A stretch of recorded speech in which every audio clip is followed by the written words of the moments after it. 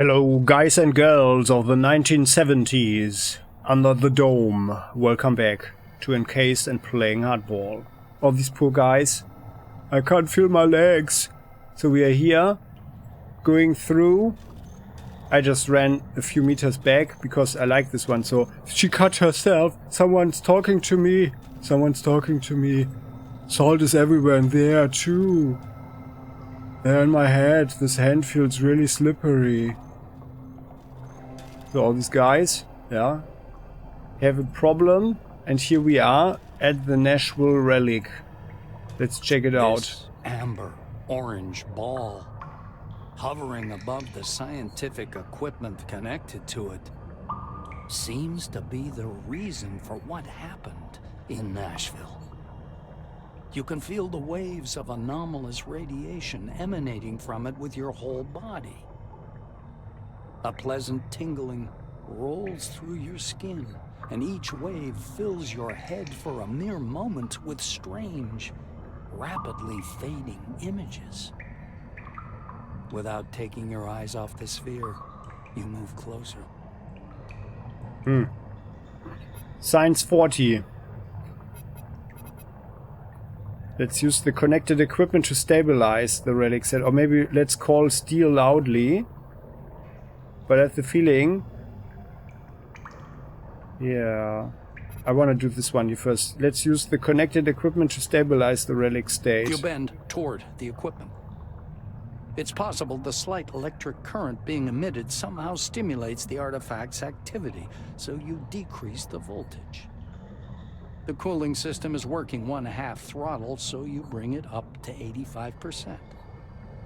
These measures should reduce the anomalous radiation intensity. At least, that's what you're hoping for. Yeah. You suddenly begin to feel numb. Uh-oh. The prickling in your hands and the anomalous radiation pressing against your head grow weaker, but a frightening sensation rises in their stead. An unknown force detaches you from your body and takes you up into the cool, ringing silence.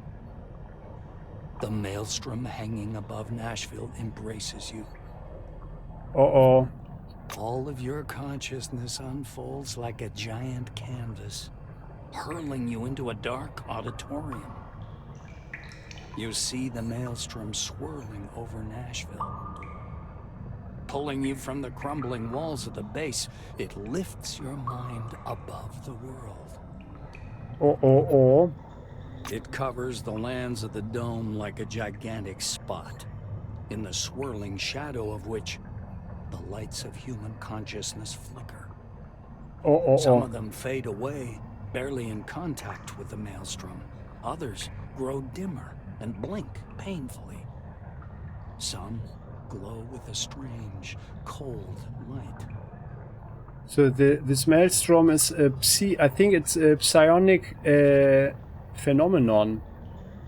Gaining strength, the maelstrom, rushing westward, comes crashing down onto the southern lands of the dome, leaving behind hundreds of fluttering and slowly fading lights.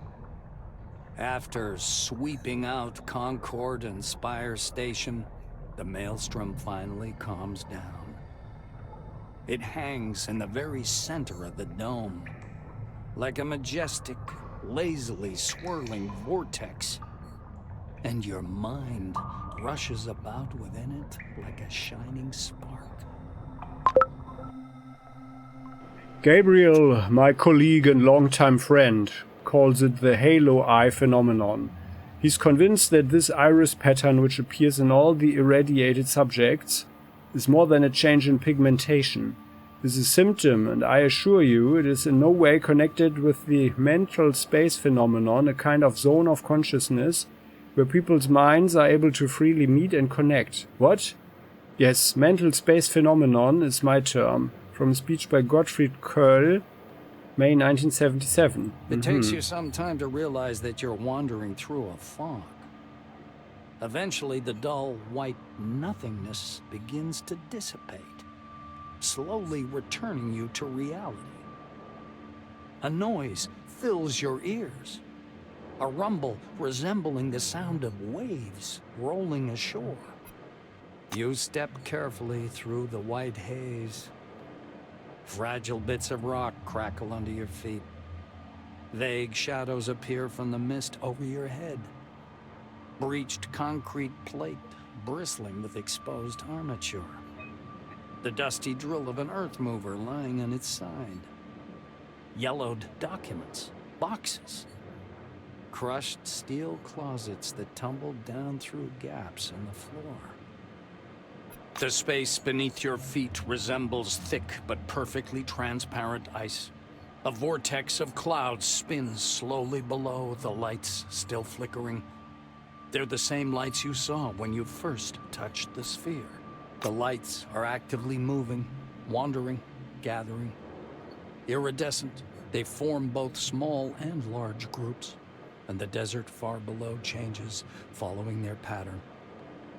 Settlements appear in the north, in the east, in the west, and even in the dull yellow barrens of the south. They grow right before your eyes, as if time were moving ahead at incredible speed. Oh. We are ethereal. We feel weakness, lightness, and the world around us seems completely unrealistic. We cannot strike, touch anything or anyone, and our body seems almost weightless. But we still have our servo shell. Oh, it's Clara, Morgan, Aaron Melville, Ronald Steele. Clara.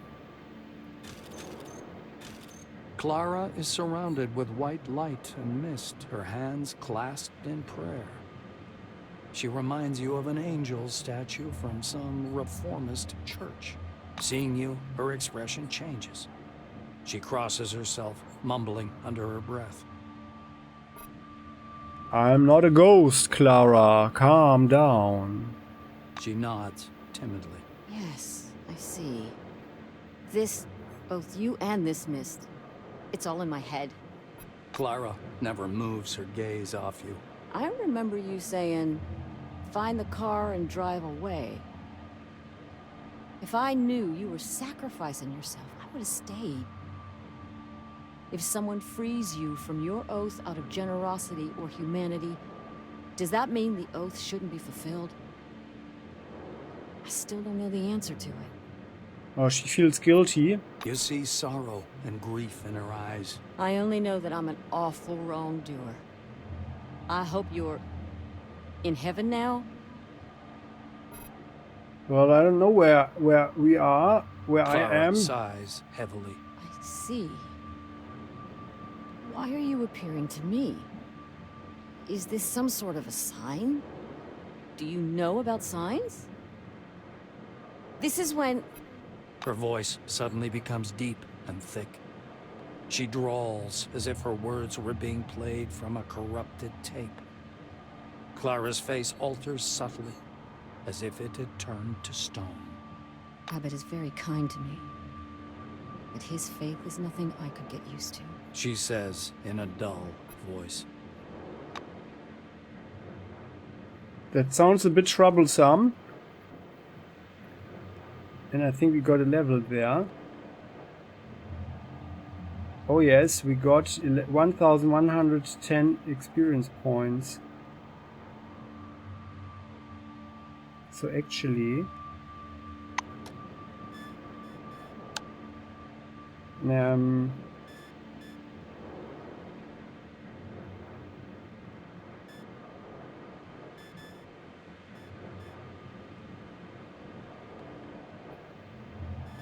yeah, no, but actually I think we need to increase criminal. That's also closer, 42, than here. And of course survival.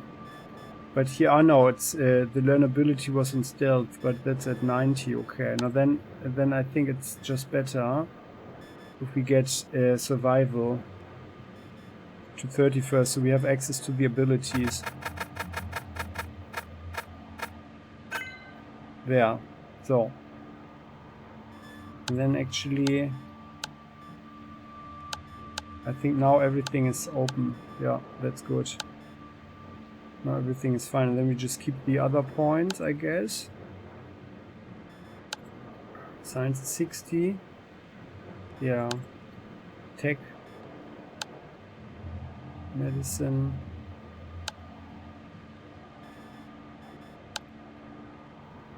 Survival.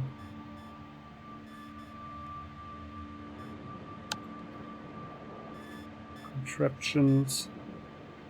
So there's actually nothing that gives us more learnability except for the two. Oh no, there's one also sorry, that's the thermal shell. I thought it was in survival. There's nothing that gives us more learnability except for the two things we already know of. The piloting skill, and if we are actually in stealth on the 90 points criminal level here, this one. In stealth.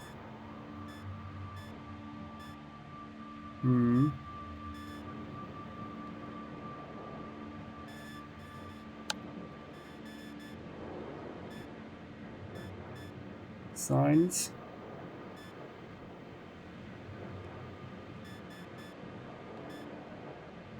Sonic damage, heat, cryogenetic, yeah, it's fine. Tech, contraptions 10, energy damage. Oh, that's actually not so bad. Yeah. Oh, and by the way, we wanted to increase tech, right? So we can do the weapon upgrade. Anjan, defense class, initiative. Yeah.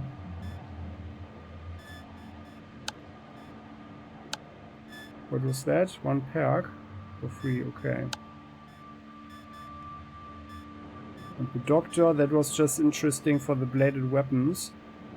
The scalpel abilities, oh yeah, resuscitation.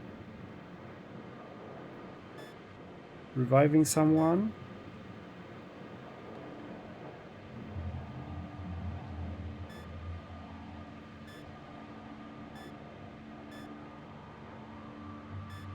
Yeah. So actually the piloting seems to be like the best accessible thing to do right now.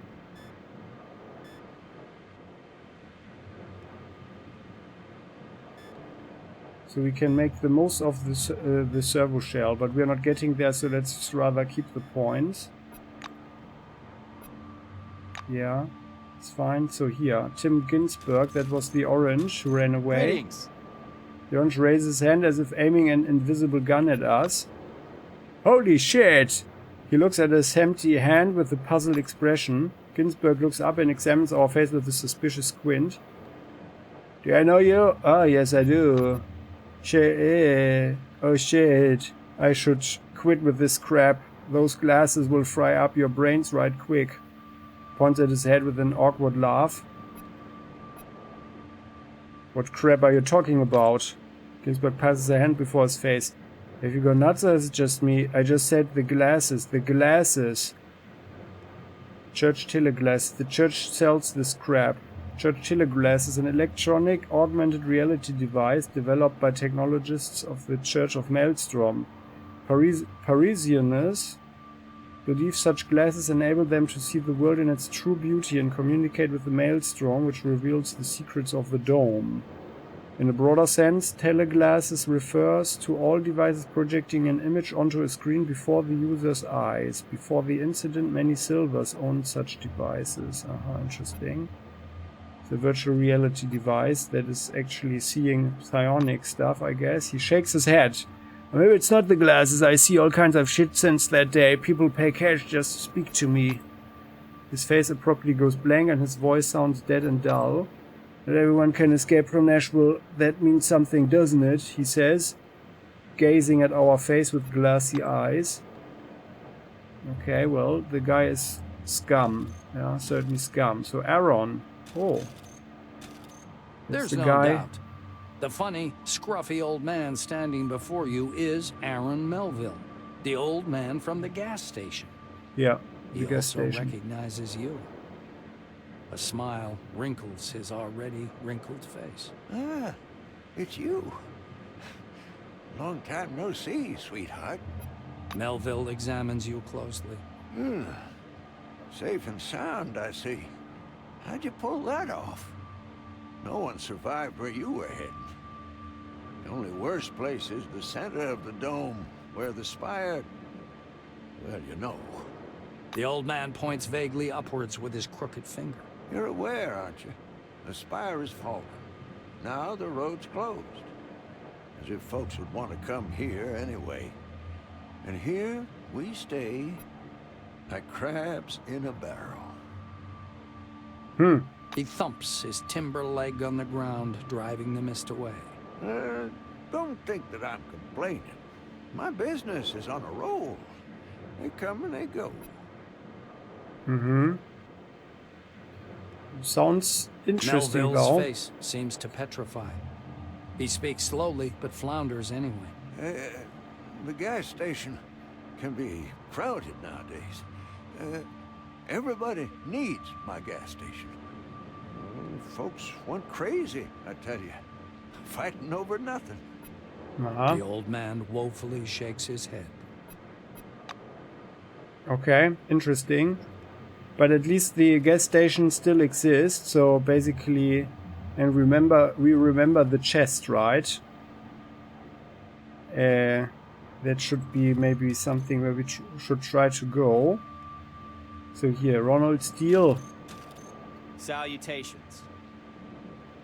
Steele's face, wise and confident and focused as ever, seems to be lit by the screen of an invisible computer. He looks up at us and a smile appears on his lips. "You, wow, this is amusing. I was certain you were dead." He walks up and touches us with his palm, but we feel nothing. Ron looks disappointed. His uncertain gesture suggests he feels nothing, just like us. What was I hoping for anyway? Steele looks us in the eye. "Do you know how unreal it was to survive and keep my sanity with all the psychic stress Maelstrom was generating? A lot of people lost their minds. That was what we saw here, and what happened after at Ankara on the west side of the dome." He looks us in the eye. "You know, I'm locked inside my head right now. From my perspective, it looks like the computer room where Louise locked me in. How ironic." Oh, he's locked in his head? Well, maybe we can help him. It appears we are in the Maelstrom. Maybe we should try to walk outside. Yeah, let's go. Let's go out of the Maelstrom.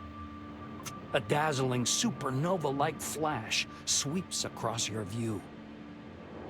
The lights, frozen in the desert, start to move, and a cloudy funnel begins to slowly trail after you. The funnel spreads out under your feet. Flickering waves of lights drift northward, driven by the winds of a maelstrom.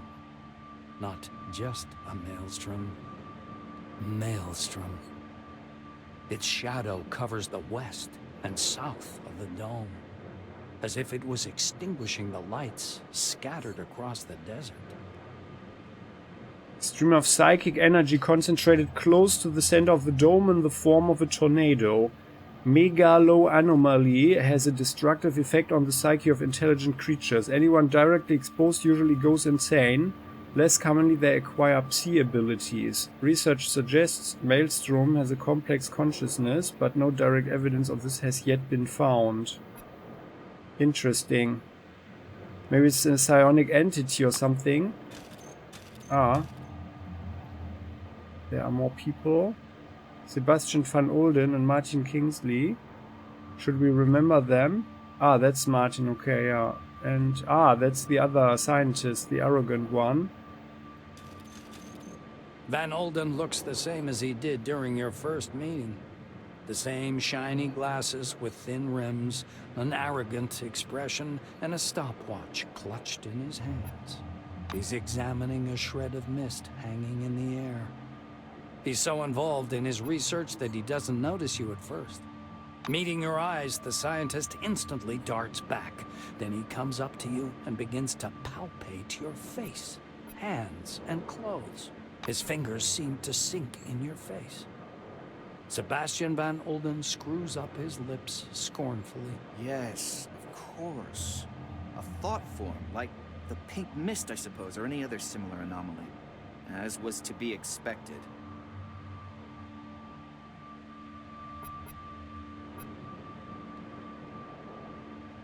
What about the thought form and the pink mist? The white winces. Have you any grasp of the context? I'm talking about anomalies.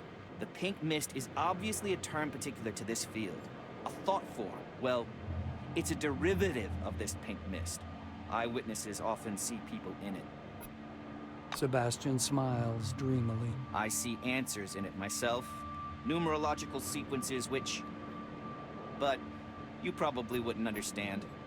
The scientist loses all interest in you, steps aside, and continues to study the mist. Well, charming as ever, that guy. Martin, boss. A gray-haired man, arms stiff at his sides, stands squinting short-sightedly into the mist. Kingsley is much shorter in person, and older. He notices you. I never thought we'd meet again. I must thank you. Thanks to your report, I was able to start the evacuation in time. You're welcome. Martin comes closer. You notice small changes in his uniform. Some of the insignia have been replaced by larger patches resembling military chevrons.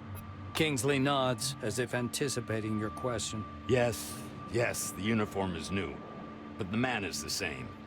Head of Magellan Base.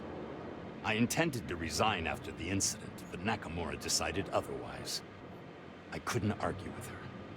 He surveys the thick mist around you. One thing's certain. You're standing here. That means you're alive. Yes, I know what this is, partly. He looks you in the eye and says, Scientists on the emulator project have been telling us a lot about it. Not everything, of course. Even they don't know what it is. Okay.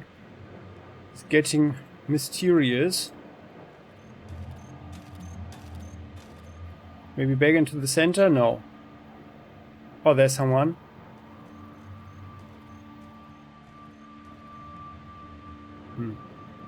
Not there.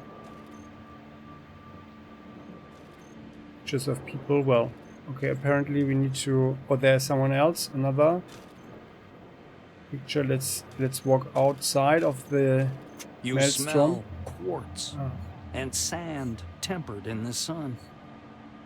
But as you try to penetrate the dispersing mist, you can't see any desert. The world around you is full of pictures. They're floating around like visions in some crystal ball. A hall covered with carpets. A golden CRONUS logo on the wall among wine-red banners. A power plant. A city filled with lights. Mercenaries, soldiers, armored vehicles moving through the cool wasteland in the night. The spire of a temple spire, its searchlight shining into the night sky. White corridors of research complexes. The visions fade one after another until only the last remains. The black silhouette of a strange building towering up from the lighter sand. This picture freezes before your eyes, as if giving sense to everything that came before. Oh. Now we have a party. Kimiko Nakamura, I think that was the scientist in the elevator. You at the hear beginning, heels right? clicking. A dark figure appears out of the mist before you. It's a woman. You've never met her, but you feel as though you've seen her face 1,000 times. You even know the sound of her voice, although you have no idea where you could have heard it. She looks at you with surprise. Then she frowns pensively and steps closer. Okay, well, probably not the one from the elevator. She stands so close you can see multicolored reflections in her bionic eye. After poking you to confirm your ethereal nature, she waves her hand left to right. Obviously, she's hoping to disperse you like mist. Naturally, she fails. The woman chuckles discontentedly and leaves. The clicking of her heels fades quickly away. Charming. Okay, and then... So let's keep the abbot for us last. Hieronymus Zemeckis. The fuzzy mist, as if whisked with a mixer, looks like slowly dissolving clouds. A short, chubby little man in a camouflage cap and army shirt steps fussily out of the white. He clasps his hands behind his back and stops a few steps away, scanning you with his gaze. Vivid interest flashes in his eyes. He clears his throat. I'm out of jokes about death. Or about Mr. Christ. I'm out of jokes about hallucinations. Although hallucinations under the dome aren't any joke, but an everyday reality. The man circles you. His glance bounces from your face to your uniform to your shoes and back. But you are something else. So, let's see. A pre-war haircut, all-time uniform, clean and pressed. Shoes aren't worn out, just got them. He recites with enthusiasm. He frees his plump palm and carefully touches you with one finger. You are ethereal, but light-tight. You respond to my movements. You are not using an image that's familiar to me. You don't look like anyone I know. And your badge says... He raises himself on tiptoes and fixes his eyes upon your badge. The name. Of course. Of course. The name. He flings his arms about and leaves without even saying goodbye. The mist seems to slam shut behind his back, like a pair of wing doors closing. Interesting. That guy could be some kind of military leader. Olivia Racer.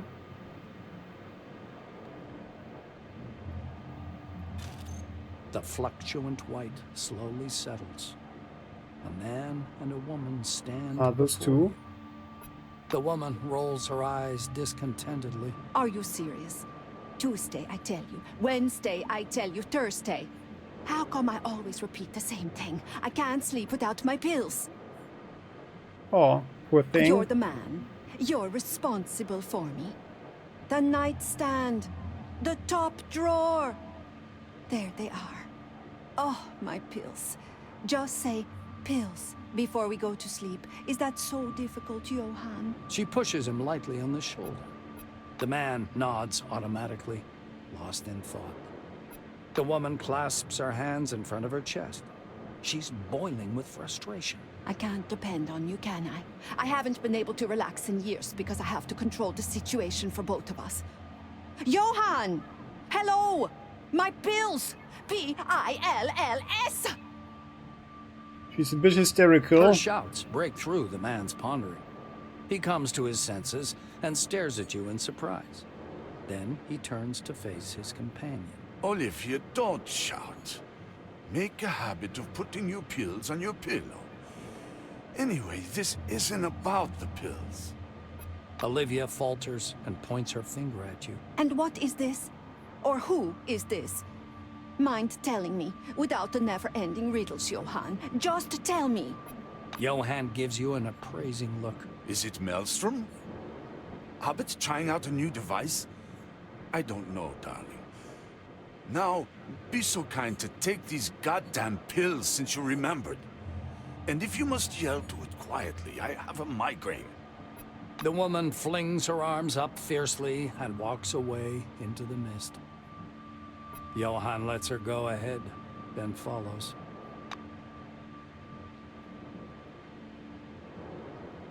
Victoria Legrand. An unfamiliar woman steps out of the mist and looks at you with the wandering eyes of a mad person. Oh, She's wearing a tall, crudely made tin crown painted with gold powder enamel. Well, that's our type of psychopath, isn't she? Well, and a pity that she is snatched. She but maybe we smiles, should... although on her, this expression is more like an evil grin. Oh, that's not good. I just wanted to say maybe we can help her and heal her or something, but if she's evil, then... She begins to prowl around you in a circle, wary eyes locked on your face. While circling around you, she steps into the mist and stops in place, a vague, distant silhouette. Okay. And this is...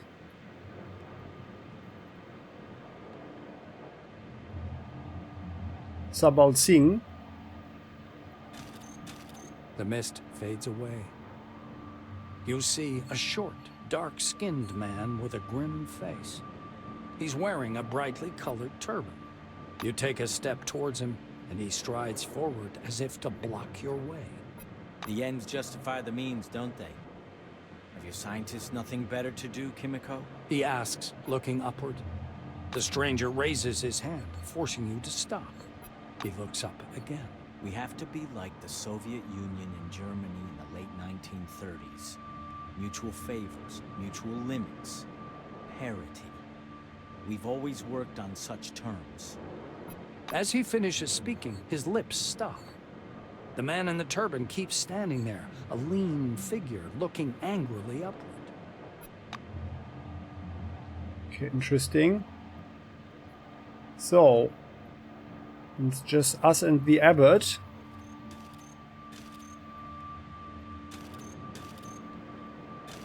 A wizened old man, long and lean as a scarecrow, leans over to examine you with the curiosity of a vulture. His long, yellow-white robes fall down in waves and rustle quietly. His stony black eyes resemble those of a blind man, but their gaze is fixed on you. Such remarkable technology. He says in a low, well-modulated voice. This voice seems to belong to some other person. He smiles, a warm and kindly expression, wildly at odds with the menace in his eyes. Name your price, and I'll buy your design. But be reasonable. Take time with your answer. Think it through. With the smile still fixed on his face, he steps back into the mist, never taking his eyes off you. That is possibly an equally dangerous person, maybe more so than like the mad lady. Okay.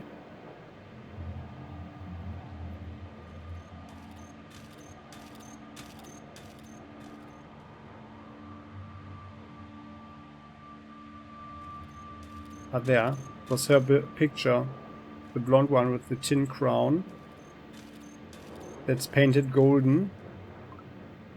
Aha. They say Nashville was built as a launch pad for Maelstrom, and this idea is quite popular today. With all responsibility, I must state this is nonsense. It is a typical bunker of an equally typical design. All changes were dictated by ergonomics and logistics, and all these suggestions about it being part of some experiment, excuse me, but this is sheer paranoia. No, CRONUS did not know anything about Maelstrom, and speculation with facts is absolutely inappropriate. From a radio statement by Ronald Bremy, Secretary of CRONUS, December 1976. Oh! Interesting. The cave. Okay, our story. Picnic. That was an excellent picnic, yeah. We really had one. But it is quite some time ago. So some things changed in the world, and now we are to find out what happened under the dome and to us while we were in stasis. Yeah, so that's what we figured out already, right? So something has happened. Something has happened here. And evidently we were in some form of energy field or something, maybe with this maelstrom. There seems to be nothing here.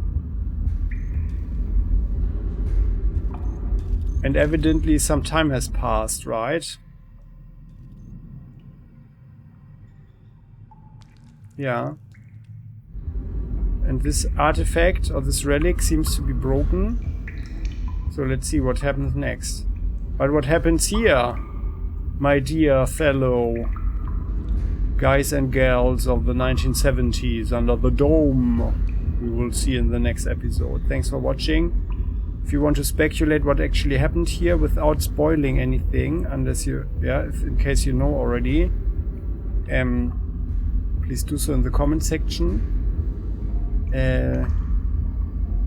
I had the idea, by the way, like what this whole thing is, that now with this maelstrom, maybe some aliens did something and then the experiment or whatever, whatever they did went wrong, so it was more an accident, so they put the dome over it to keep it contained. Maybe that's the thing, that's the whole thing here. Who knows, right? Yeah, but what will happen next? We are here, evidently in the cave. We will see in the next episode. Thanks for watching. And yeah, and don't hesitate, please, if you have anything else you want to share, to write a comment. And yeah, I would appreciate if you click the like button and subscribe to the channel if you haven't done so yet, so never ever miss an episode again. See you next time. Bye bye.